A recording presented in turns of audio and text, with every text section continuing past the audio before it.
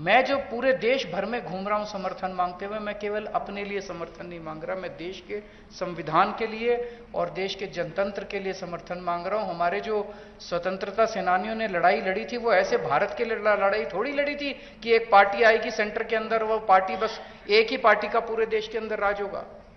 जिस तरह से आज इन्होंने माहौल बनाया हुआ है, फिर तो एक प्रधानमंत्री और 31 गवर्नर बस वो चला लें इस देश को, फिर मुख्यमंत्री बनाने की क्या जरूरत है, फिर चुनाव लड़ने की करने की क्या जरूरत है, फिर तो ये तानाशाही होगी।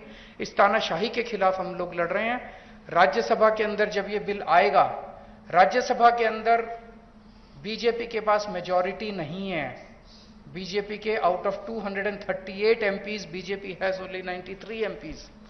बीजेपी के पास मेजॉरिटी नहीं है। मैं फिर से शुक्रिया अदा करता हूं राव साहब का।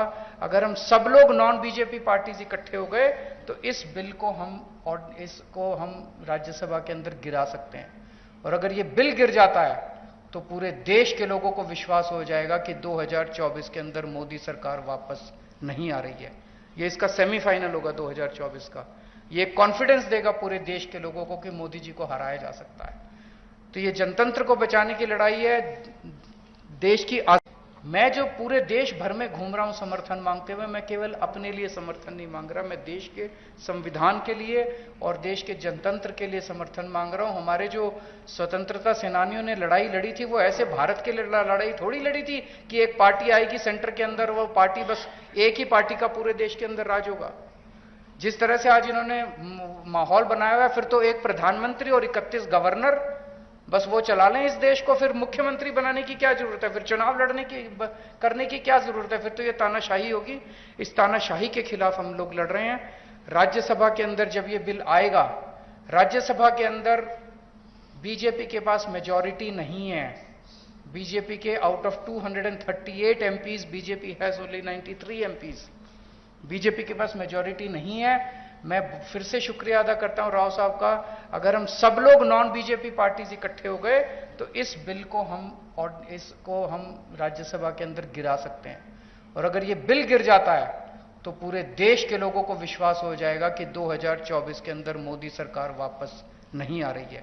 ये इसका सेमीफाइनल होगा 2024 का। ये कॉन्फिडेंस देगा पूरे देश के लोगों को कि मोदी जी को हराया जा सकता है। तो ये जनतंत्र को बचाने की लड़ाई है, देश की आजादी को बचाने की लड़ाई है।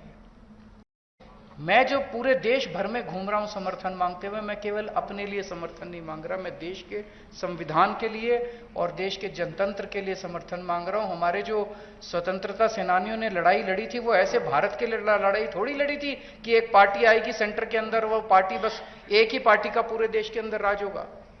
जिस तरह से आज इन्होंने माहौल बनाया हुआ है, फिर तो एक प्रधानमंत्री और 31 गवर्नर बस वो चला लें इस देश को, फिर मुख्यमंत्री बनाने की क्या जरूरत है, फिर चुनाव लड़ने की करने की क्या जरूरत है, फिर तो ये तानाशाही